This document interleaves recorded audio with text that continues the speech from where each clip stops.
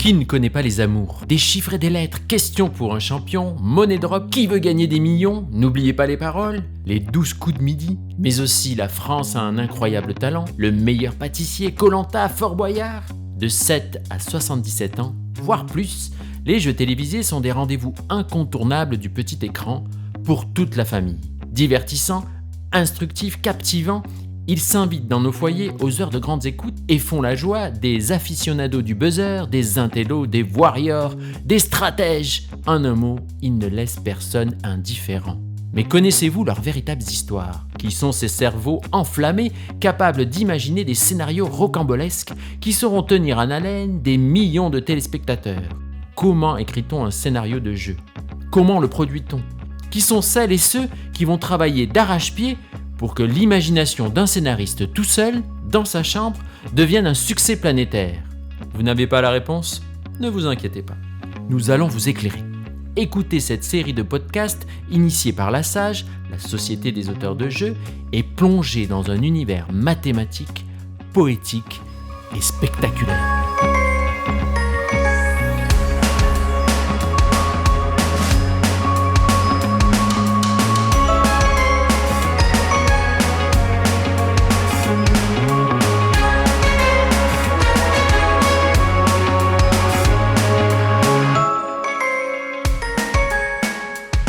Il faut avoir envie d'écrire des jeux comme des histoires, il faut en écrire 1, 2, 3, il faut en écrire une dizaine, une vingtaine. C'est l'envie de jeu, l'envie de raconter des histoires. J'imagine que c'est comme un scénariste de fiction ou comme un scénariste de théâtre. C'est-à-dire qu'il a envie de raconter quelque chose et puis les gens aiment ce qu'il raconte, quoi. Donc le jeu, pour moi, c'est un peu la même chose. C'est un cas à part dans le petit monde de l'audiovisuel français. Un auteur de jeux TV qui est parvenu à se hisser au sommet à la seule force d'histoire et de mécanique imparable. Tout le monde veut prendre sa place, c'est lui. Slam, c'est encore lui. Jean-Michel Salomon a consacré beaucoup d'énergie à faire émerger des jeux TV made in France dans un paysage audiovisuel hexagonal habitué à aller chercher l'inspiration au-delà de ses frontières. Aujourd'hui, devenu président de La Sage, la Société des auteurs de jeux TV, il poursuit sa quête. Beauté hors de France, les sempiternels grands formats étrangers au profit d'histoires imaginées, créées par de talentueux scénaristes français. Jean-Michel Salomon, auteur-scénariste de jeux, notamment Tout le monde doit prendre sa place, Le 4e duel et Slam, président de la Société des auteurs de jeux et donc conseil d'administration de La Sage. Alors ma formation, après le lycée, je suis parti faire des études de publicité. Après, j'ai travaillé dans la publicité pendant 2-3 ans. EuroRSCG, Publicis à Paris, puis ça me plaisait pas tellement la publicité, j'étais concepteur-rédacteur. J'ai repris une école de cinéma, le Conservatoire libre du cinéma français, pendant 2 ans pour être réalisateur. Et puis après, arrivent les moments de galère où on essaie de trouver du travail dans le cinéma. Ça, c'est un peu compliqué parce que il faut avoir un peu de réseau. Et donc la seule place qui s'est ouverte à moi, c'était d'être stagiaire décorateur à la Roue de la Fortune. Donc la Roue de la Fortune, j'imagine que tout le monde connaît.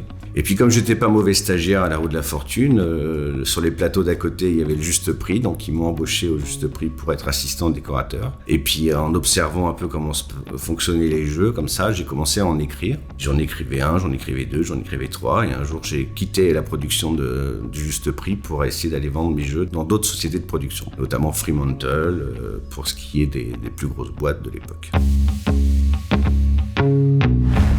Alors, le premier jeu que j'ai écrit, je ne l'ai pas vendu.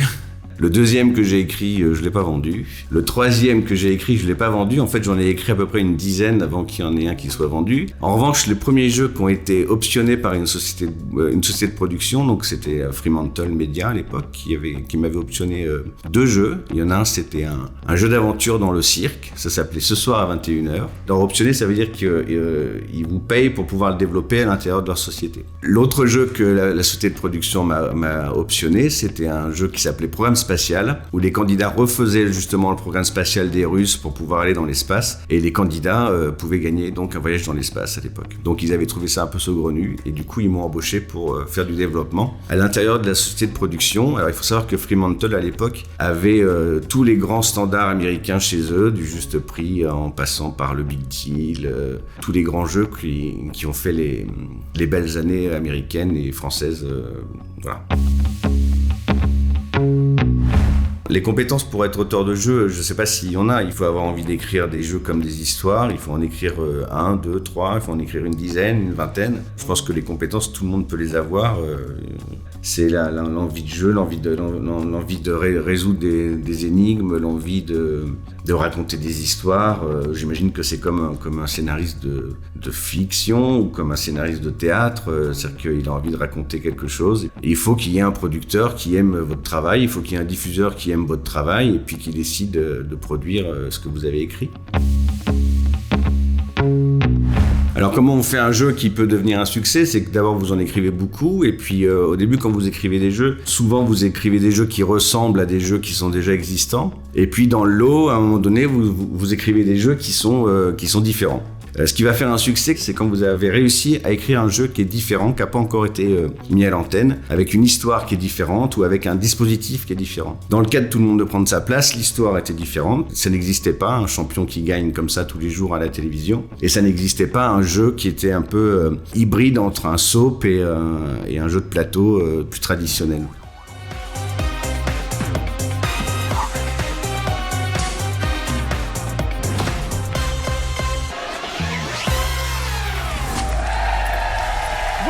Bonjour à toutes, bienvenue sur France 2 pour votre rendez-vous Tout le monde veut prendre sa place. Je suis avec notre championne Isabelle, 3 victoires, 3300 €. Bonjour Jarry. Ça va Isabelle? Impeccable. Est-ce que monsieur le proviseur vous a autorisé à sécher les cours pour être avec nous tous les midis? Oui, c'est vrai, donc je le remercie. Comment il s'appelle? Il s'appelle Monsieur Torset. Donc... Monsieur Torset? Un petit bisou Monsieur Torset. Je vous laisse aller vous concentrer dans votre loge de championne. Merci. Et il est temps à la maison de commencer tout de suite avec la première manche, les qualifs. Pour jouer avec nous ce midi, merci d'accueillir Jérémy. Bonjour. Véronique. Arnaud. Marie. Bonjour. Evra. Et enfin, Sarah.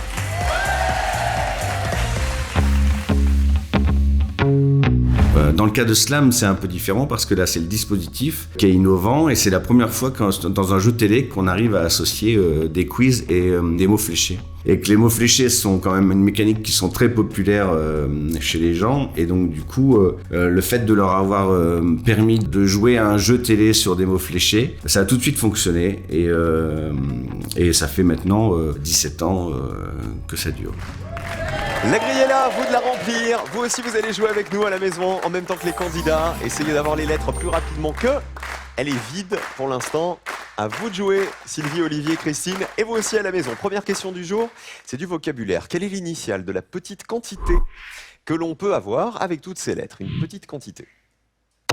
Sylvie. C. C'est un... Chouïa. C'est pas grand-chose. C'est un chouïa. C'est ça.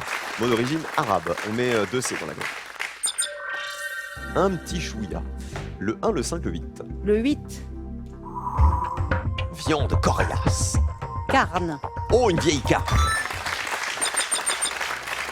5 points.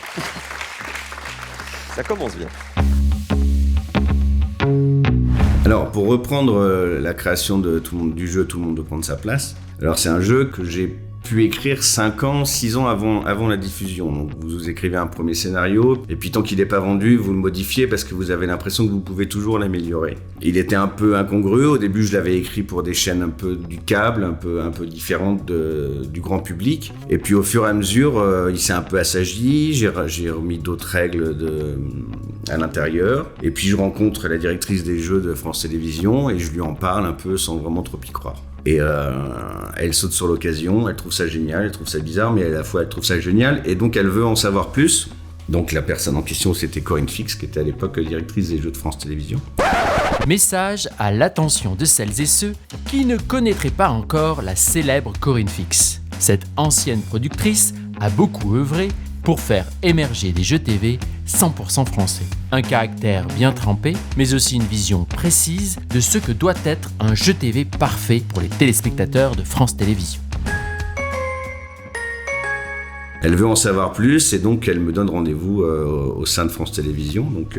Donc là, vous êtes un peu tout excité parce que c'est la première fois que vous allez pouvoir pitcher à un gros diffuseur, l'un de vos jeux et apparemment ils y croient. Donc j'ai rendez-vous à France Télévisions et avec la productrice Simone Harari qui croyait également au jeu. Donc quand tout le monde autour de vous croit au jeu, vous avez la banane. Et puis donc France Télévisions à ce moment-là décide de faire d'abord un animatique, donc une sorte de petit dessin animé qui est convaincant. Puis après ils veulent faire un pilote où là ils vont vouloir tester la mécanique du jeu, ils vont vouloir tester les animateurs et puis surtout le pilote va leur permettre de montrer à un panel de téléspectateurs pour voir ce qu'ils en pensent et voir si ça peut fonctionner sur la chaîne France 2 et si ça peut éventuellement faire un succès. Donc tout est bien réalisé, le panel valide complètement le jeu, le panel désire Nagui en animateur, donc là c'est le boulot de France Télévisions de convaincre Nagui d'animer le jeu et donc voilà, et la mise à l'antenne s'est fait en 2006 et depuis juin 2006 le jeu est toujours un gros succès avec Nagui, puis avec Laurence Boccolini et maintenant avec Jarry qui explose tous les records.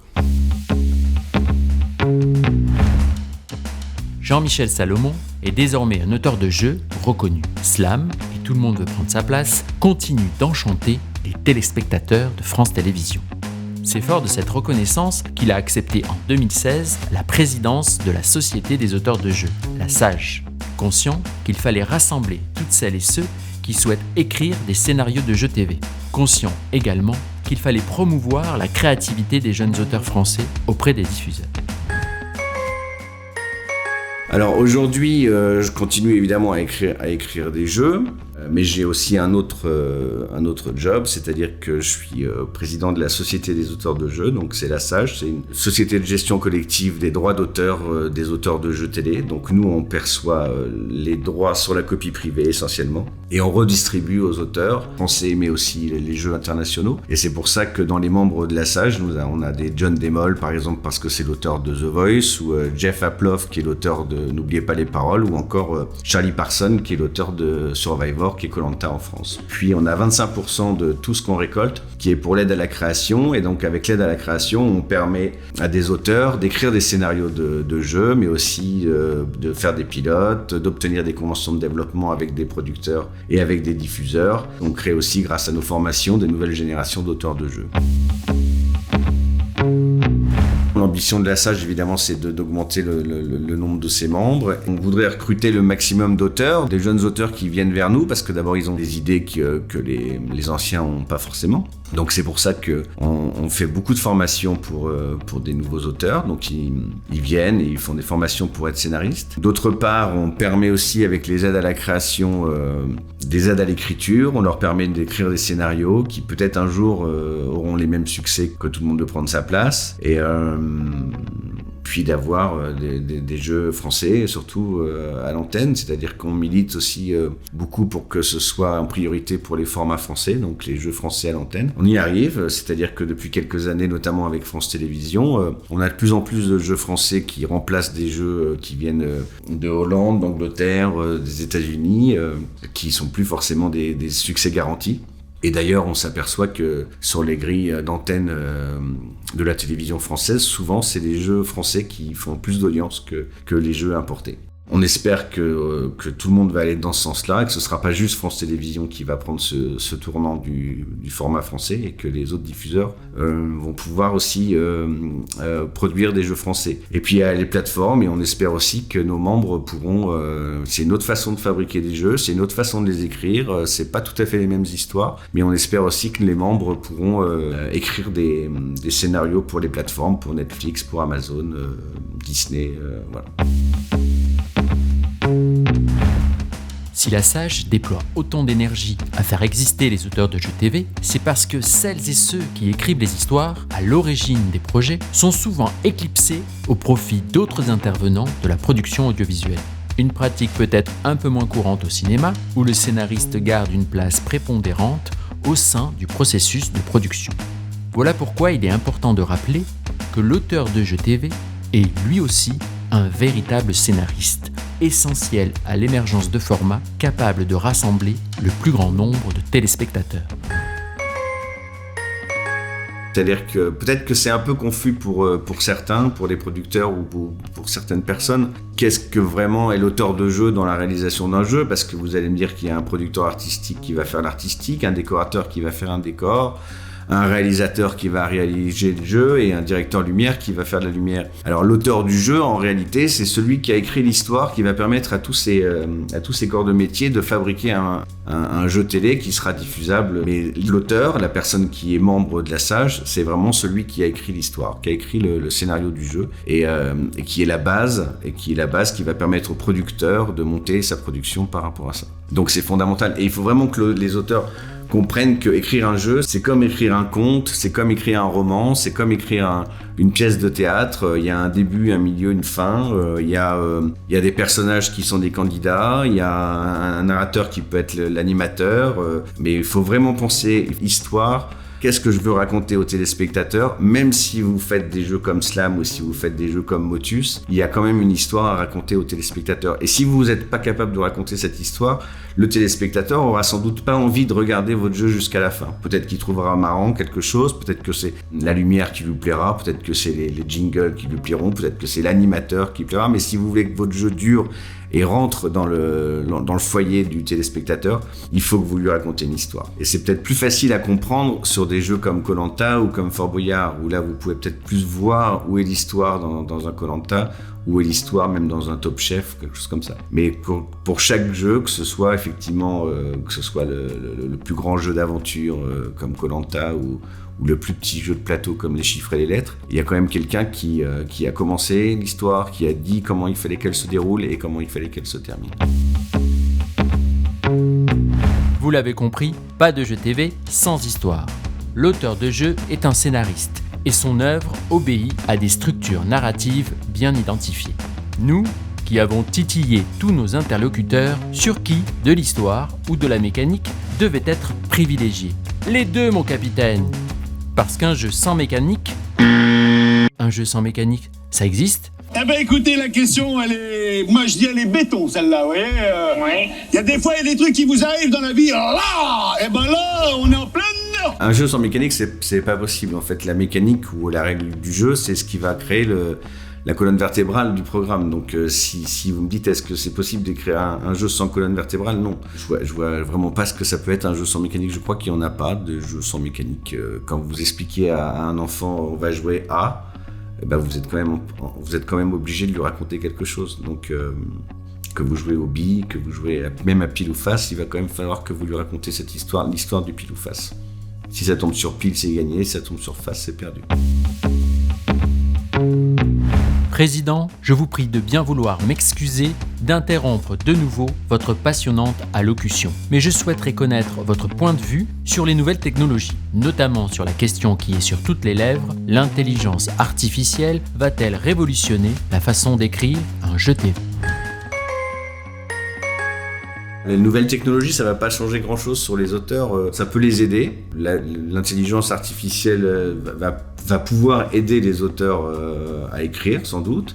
Mais c'est pas ça qui va créer les idées, quoi. Les idées, vous les avez, vous savez comment les mettre en forme. Et puis après, l'intelligence artificielle, c'est un outil, mais c'est un outil pour n'importe quel artiste, c'est un outil pour n'importe quel scénariste. Mais ça peut pas être ça qui va créer des nouveaux jeux. Si vous demandez à une intelligence artificielle, est-ce que tu peux me créer le jeu à succès de demain? Bah où il va commencer, il n'en sait rien, quoi. Donc vous dites mais si, on va mettre 4 candidats. Il dit ouais, mais il n'en saura pas plus. Il dit si, mais à la fin on va gagner 1 million. Je dis mais la pauvre intelligence artificielle, elle va pas savoir quoi vous répondre. Ou alors elle va vous copier un jeu qui est déjà existant, et ça c'est la pire des choses. Donc non, la nouvelle technologie, ça peut aider pour la réalisation, ça peut aider sans doute pour la direction artistique, mais ça aide pas à faire de la création pure, à faire l'œuvre.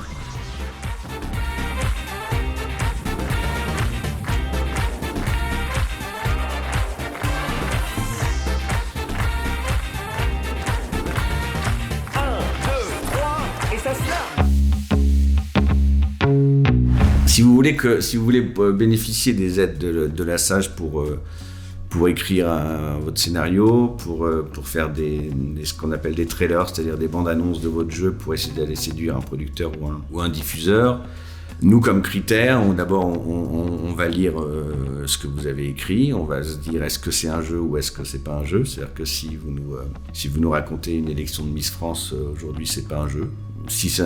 Donc on se réunit tous et on décide qu'effectivement il y a une mécanique de jeu, il y a une règle du jeu, il y a des candidats, à la fin il y a un gain.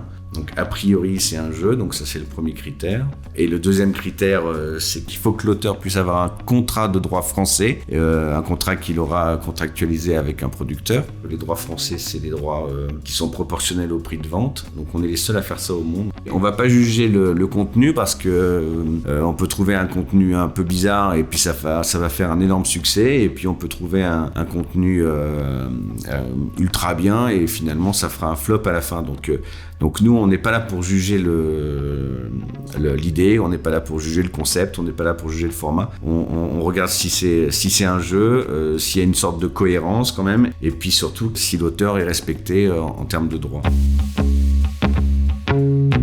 Pour être concret, un auteur à la Sage, c'est d'abord un scénariste, donc il va écrire son scénario de jeu, et après le producteur va lui faire un contrat d'auteur, mais après le producteur il peut le produire pour les chaînes linéaires comme TF1, France 2, France 3, M6, Canal+, mais il peut aussi le produire pour les plateformes comme Netflix, il pourrait même le produire pour YouTube, mais à la base l'auteur à qui il achète le programme est celui qui a écrit, c'est le scénariste. Peu importe où son scénario ou son jeu va être diffusé après.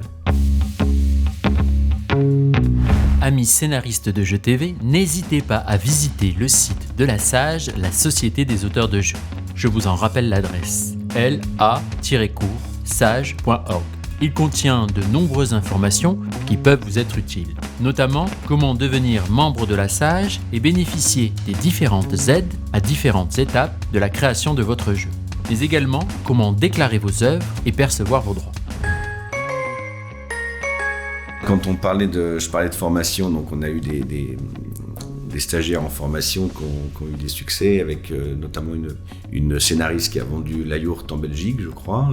En termes d'aide à la création, avec des conventions de développement, avec les chaînes, on a vu arriver sur France 2 Chacun son tour, avec le succès qu'on connaît, et puis Duel en famille, animé et écrit par Cyril Ferraud sur France 3. Donc ça, c'est des jeux qui aujourd'hui, non seulement sont des jeux français originaux, mais on peut aussi parler de succès en ce qui concerne ces deux formats, qui font même mieux que des formats internationaux. On se retrouve tous les jours sur France 3 pour un tout nouveau jeu, Duel en famille. Chaque semaine, 2 familles viendront ici, dans cet appartement géant, défendre les couleurs de leur région.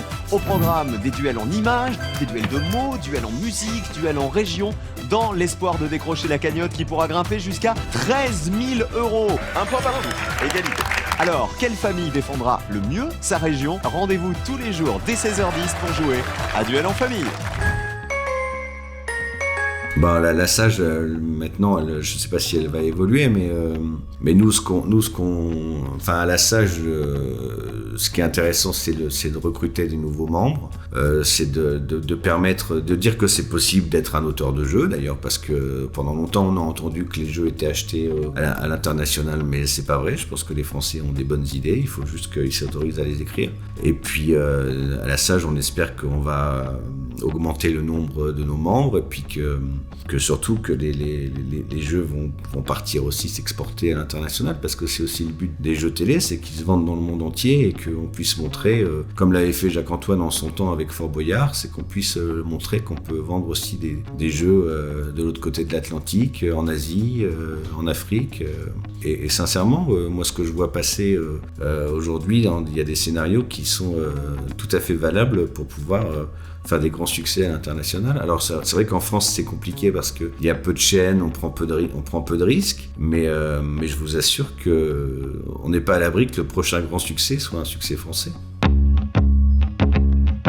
À celles et ceux qui rêvent d'écrire l'histoire, la prochaine histoire fabuleuse qui saura captiver les foules. Un scénario aussi passionnant que Koh-Lanta, une aventure aussi incroyable que The Voice, un jeu aussi mythique que Qui veut gagner des millions. À vous, amis auditeurs, je veux rappeler le rôle actif, dynamique de la Sage, la Société des auteurs de jeux, ainsi que celui de son président, Jean-Michel Salomon. L'auteur à qui vous devez toujours penser quand, seul devant votre écran, vous cherchez à venir à bout d'un obstacle.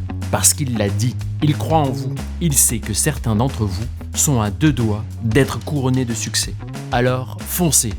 Et si certains diffuseurs aventureux ont malencontreusement tendu une oreille bienveillante sur cette série de podcasts, on compte sur vous.